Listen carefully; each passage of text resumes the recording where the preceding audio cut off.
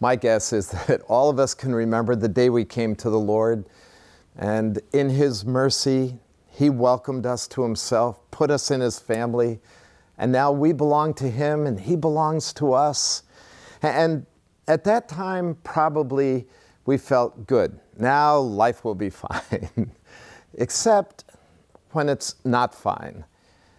You know, interestingly enough, God just doesn't want to give us a wonderful life. He wants to transform our life so it can be more wonderfully used for Him, which means there's an element to belonging to God that requires some pruning, or as the Bible says, some discipline in our lives. I find it interesting that Hebrews 12:5 says, "Do not grow weary of the discipline of the Lord in your life." The inference is that something good happens as a result of that. I think of all the times when I've been reproved and disciplined in my life. Probably one of the major memories I have was real early when I was in kindergarten. I hate to tell you this story, but it's true. I have no idea what my kindergarten teacher said, but I just said to her, "Shut up." And she said to me, "Young man, you need to go home." I stood up, left the classroom. Our house was like 4 houses down from the school. I can remember as a kid walking down the sidewalk on my way home and seeing my mom weeding the garden in the backyard.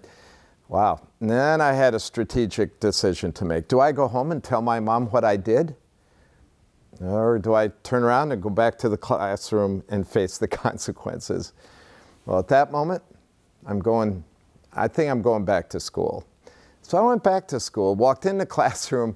The teacher took me by the hand, walked me to the ladies' room, and washed my mouth out with soap. I guess whatever's wrong with me today may be directly attributable to her dragging me down there to the ladies' room. But I'll tell you, ever since then, I had a new sensitivity to the importance of our words, a new guard about what I said. And that discipline was very helpful at the time. In fact, it's had impact through all the years.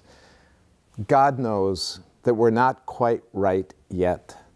So there are times when in our lives He brings things that are going to make us better. So maybe when you get to that point in your life where God's reproving you, you ought to say, "Hey, thanks. I needed that."